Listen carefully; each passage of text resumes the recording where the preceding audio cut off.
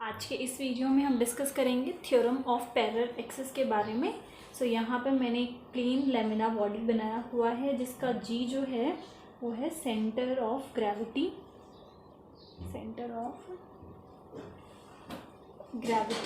और यहाँ पर जो एक्सिस पास हो रही है इसके थ्रू, उस एक्सिस को हमने नाम दे दिया है एक्स एक्स डैश, जो कि इस सेंटर ऑफ ग्रेविटी के थ्रू पास हो रही है। और ये इस ये जो बॉडी है, लेमिनार बॉडी, इसकी बिल्कुल परपेंडिकुलर है। ठीक है। और यहाँ पर एक और एक्सिस हमने ली हुई है x1 एंड x1 डैश, जो जस्ट इस वाले एक्सिस के पैरेलल है। ठीक है। और इन दोनों के जो बीच का डिस्टेंस है उससे हमने x दे दिया है। तो यहाँ से यहाँ तक का जो डिस्टेंस है उसे हमने x मान लिया है। देन इस लेमिना बॉडी को हमने काफ़ी लार्ज नंबर ऑफ पार्टिकल्स में डिवाइड कर दिया है। ठीक है। जिन पार्टिकल्स का जो मास है वो m है, और जो मोमेंट ऑफ इनर्शिया होगा उस पार्टिकल का फिर क्या होगा, mr²। ठीक है। तो आपको फर्स्ट ऑफ ऑल करना क्या है, सबसे पहले ये सब कुछ जो मैंने अभी बोला उसको लिखना है कि हमने कोई प्लेन लेमिनार बॉडी ली है जहाँ पे C जो है सेंटर ऑफ ग्रेविटी है, एक एक्सिस उसके थ्रू पास हो रही है, सारी चीज़ें मेंशन करनी है। उसके बाद से फिर ये स्टार्ट करना है, let the lamina be divided into large number of particles, और सबका जो मास है each of mass m।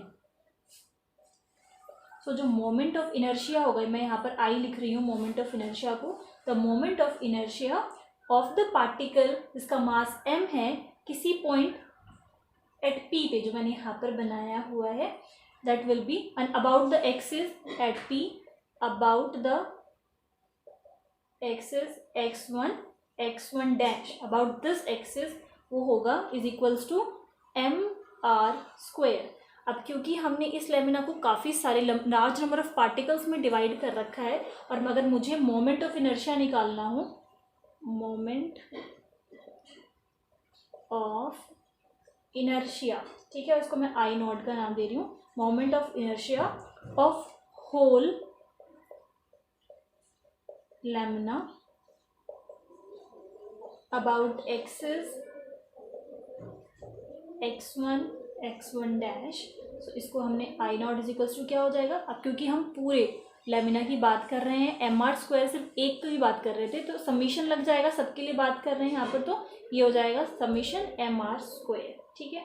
So in the triangle, यहाँ पर एक ट्राइंगल फॉर्म हो रहा है, इसको हम पॉइंट नाम दे देते हैं A।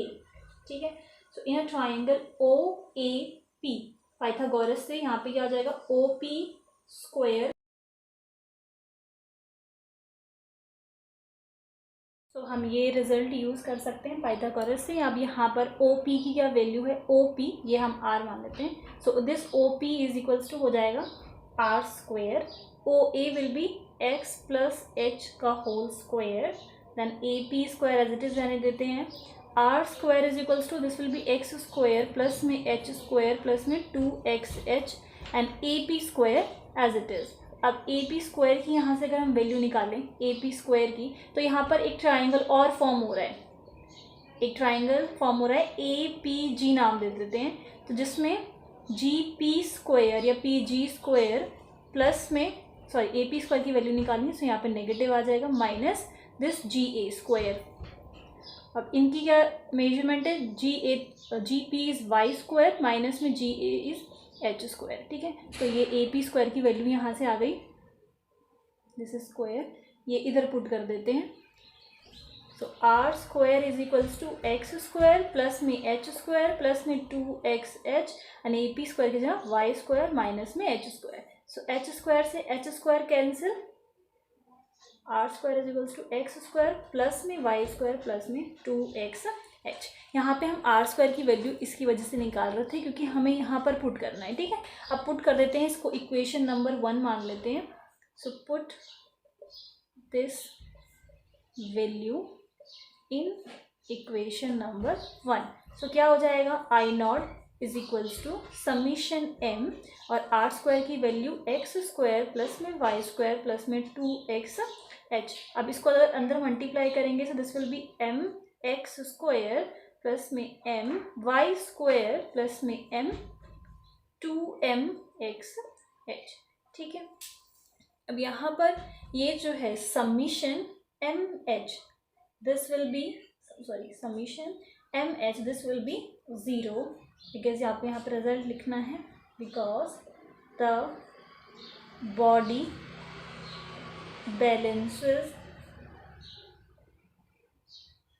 balances about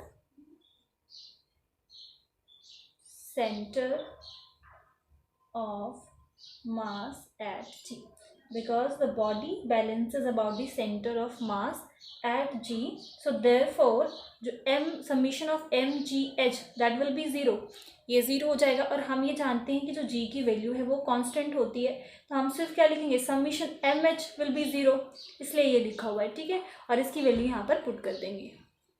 so we were writing summation mgh is equals to 0, क्योंकि जो बॉडी है वो बैलेंस किस पे होती है, इसी पॉइंट पे होती है जो सेंटर ऑफ ग्रेविटी है, तो ये 0 आ गया। But as g is constant तो हमारे पास समीशन mh विल बी 0। तो हमने जो लास्ट इक्वेशन लिखी थी इसको यहाँ पर हम इक्वेशन नंबर 2 मान लेते हैं। Now put this value in equation number 2. So this will be I naught is equals to summation mx square plus में समीशन my स्क्वायर, वो वाली वैल्यू 0 हो जाएगी। तो इसको हमने क्योंकि समीशन है स्मॉल m का तो ये कैपिटल M मान लिया, पूरे टोटल होल मानकर चल रहे हैं, और ये mx स्क्वायर कर दिया और इसको ig पुट कर दिया। ठीक है, यहाँ पे मेंशन कर दिया where this ig is equals to summation of my square. So this implies that I naught is equals to Ig plus mx square। यही रिजल्ट था। Thus the theorem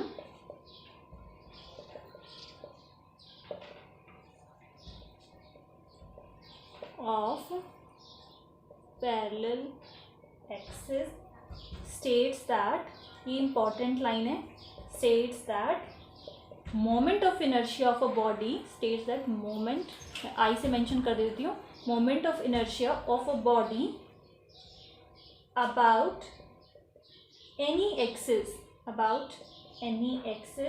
is equals to the क्योंकि हम about any axis इसलिए ले रहे हैं क्योंकि आपको ध्यान होगा स्टार्टिंग में हमने x1 और x1 डैश की अबाउट हमने पोजीशन ली थी p और मोमेंट ऑफ इनर्शिया हम निकाल रहे थे mr square.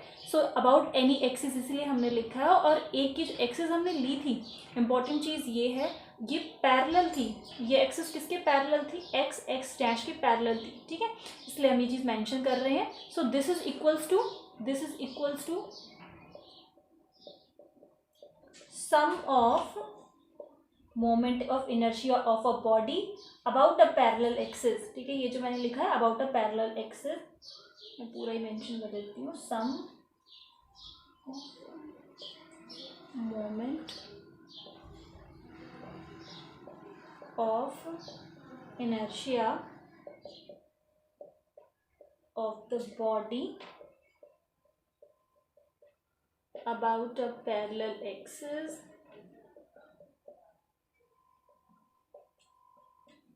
passing through the center of gravity G and the product of mass of the body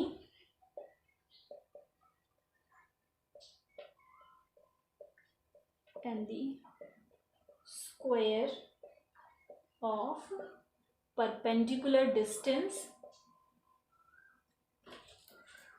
between the two parallel axes। If suppose आपको सिर्फ स्टेटमेंट लिखना है थ्योरम ऑफ पैरेलल एक्सिस का, तो स्टेटमेंट में हम सिर्फ ये लिखेंगे, दिस इज़ इम्पॉर्टेंट। एंड अगर विद प्रूफ है तो हमें सब कुछ पूरा प्रूफ करना पड़ेगा।